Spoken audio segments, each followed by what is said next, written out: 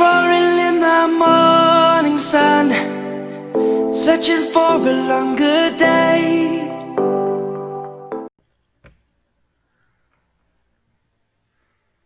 السلام علیکم ورحمۃ اللہ وبرکاتہ. بسم اللہ الرحمن الرحیم. الحمد للہ رب العالمین، الصلاۃ والسلام علی اشرف المرسلین وعلی آلہ واصحابہ اجمعین، اما بعد.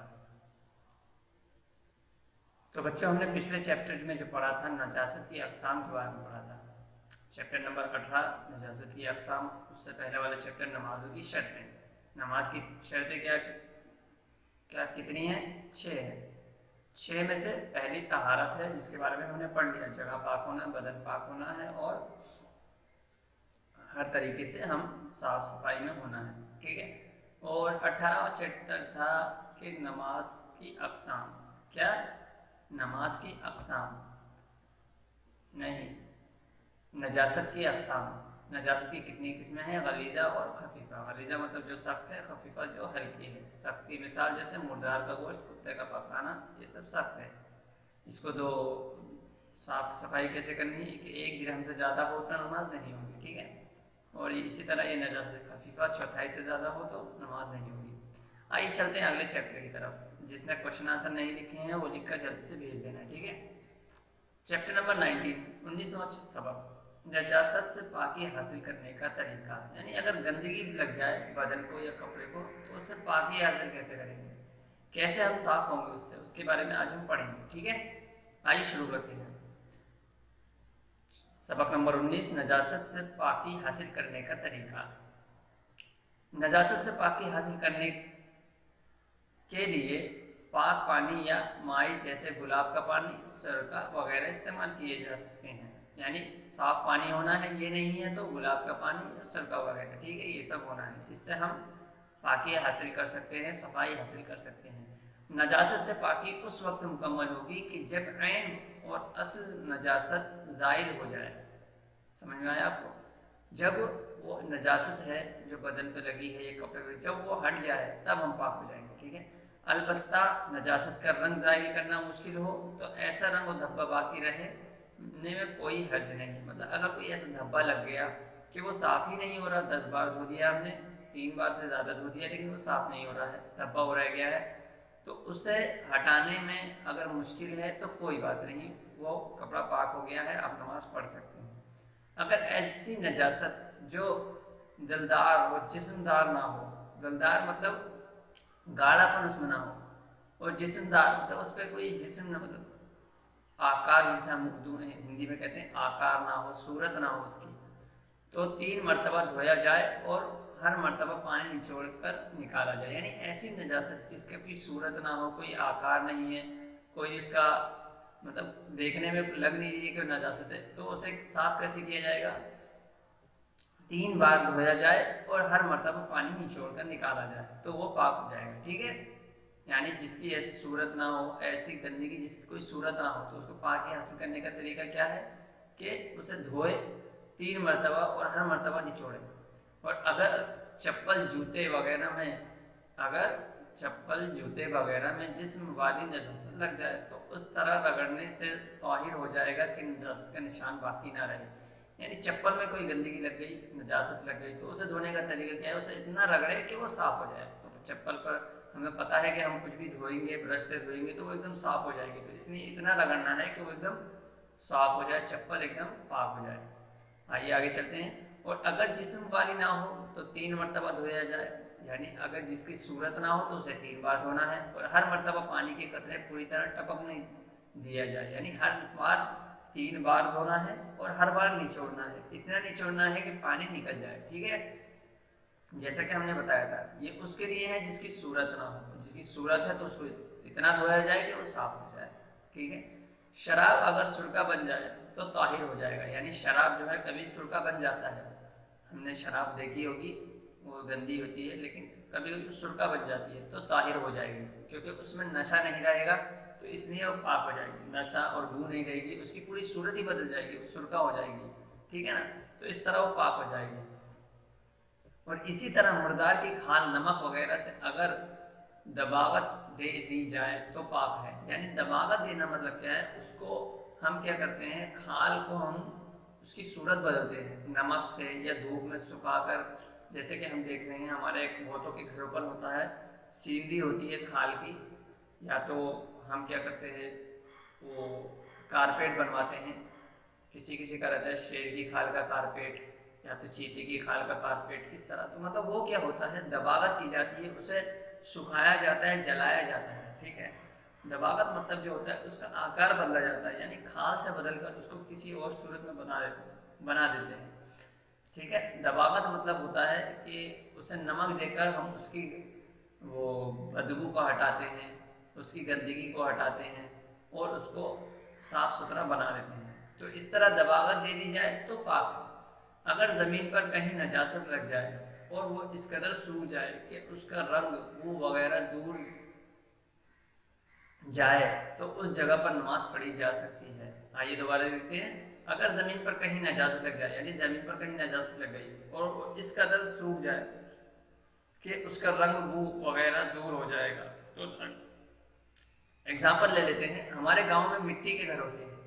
مٹی کے گھر پہ ہم کیا کرتے ہیں، مٹی میں گوبر ملا کر کیا کرتے ہیں، اس کی لسائی کرتے ہیں. لسائی بولتے ہیں بہت جگہ ایسے کہتے ہیں، اب پتہ نہیں الگ الگ جگہ پر کیا کہتے ہیں، لسائی کرنا. تو اس گھر کو کیا کرتے ہیں، مٹی اور گوبر سے ملا کے ہم کیا کرتے ہیں، پوتتے ہیں. تو اس لسائی کرنے سے کیا ہوتا ہے، جب وہ دھوپ لگ کے سوکھ جاتی ہے تو وہ کیا ہوگی، وہ پاک ہو جائے گی. ٹھیک ہے، کیونکہ اس کی صورت بدل گئی ہے، وہ گوبر نہیں رہا، اب کیا ہو گیا ہے، ایک مٹی بن گئی ہے. ٹھیک ہے نا. تو وہی کہہ رہے ہیں اگر زمین پر کہیں نجاست لگ جائے، ہم نے کیا کیا، وہ اس کو مٹی میں ملا کر، گوبر کو ملا کر ہم نے زمین پہ وہ مار دیا، تو گوبر کو زمین پہ مار دیا، وہ اس قدر سوکھ جائے، اگر وہ اتنی سوکھ گئی کہ اس کا رنگ بھی ختم ہو گیا، بو وغیرہ سب جا چکی ہے، تو اس جگہ پر نماز پڑھی جا سکتی ہے. ٹھیک ہے، لیکن اس جگہ کی مٹی سے تیمم نہیں کیا جا سکتا. تیمم کے بارے میں ہم بعد میں پڑھیں گے. تیمم کیا ہے کہ اگر پانی نہیں ملا، کہیں وضو کرنے جا رہے ہیں پانی نہیں ملا تو کیا کیا جائے گا، تو اس کے لیے تیمم ہے. تیمم کیسے کریں گے ہم بعد میں بتائیں گے. لیکن ایسی جگہ کی مٹی سے تیمم نہیں کیا جاتا، یعنی اس گوبر کی مٹی سے ہم تیمم نہیں کر سکتے ہیں. اس پر نماز پڑھ سکتے ہیں لیکن تیمم نہیں کر سکتے ہیں. ٹھیک ہے، تو آج ہم نے سیکھ لیا کہ صفائی کیسے حاصل کریں گے. جس کا کوئی آکار ہے، جس گندگی کا کوئی آکار ہے تو اسے دھو کر صاف کیا جائے گا، یعنی اس کو رگڑ کر ہٹایا جائے گا، تب جا کے نماز ہوگی. اور اتنا مشکل ہوگا کہ نہیں ہٹا سکتے ہیں تو کوئی بات نہیں، اسے نماز پڑھ سکتے ہیں.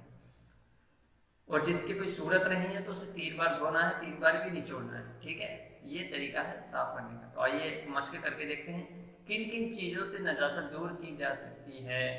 تو ہم نے کیا سیکھا، پانی سے، گلاب کے پانی، سرکے سے نجاست دور کی جا سکتی ہے. نجاست سے مکمل پاکی کب حاصل ہوگی. نجاست سے مکمل پاکی ہم نے دیکھا بھی، نجاست سے پاکی اس وقت مکمل ہوگی کہ جب عین اور اصل نجاست ظاہر ہو جائے. ٹھیک ہے، یہ طریقہ تھا. اور کون سی نجاست جسم والی ہوتی ہے، کون سی نجاست جسم والی ہوتی ہے، ہم نے پہلے ہی دیکھا تھا، غلیظہ نجاست جو ہوتی ہے جسم والی ہوتی ہے. ٹھیک ہے، تو وہی کہتے ہیں جو دلدار جسمدار نہ ہو اور اسی طرح جسم والی نہ ہو. تو جتنی بھی نجاست غلیظہ ہے وہ جسم والی ہے. ٹھیک ہے، یہ ہماری مشق تھی، ہم نے کر لیا. آئیے اگلے چیپٹر کی طرف چلتے ہیں. چیپٹر نمبر 20، 20واں چیپٹر، سطر پوشی. سطر پوشی یعنی چھپانا، بدن کو چھپانا.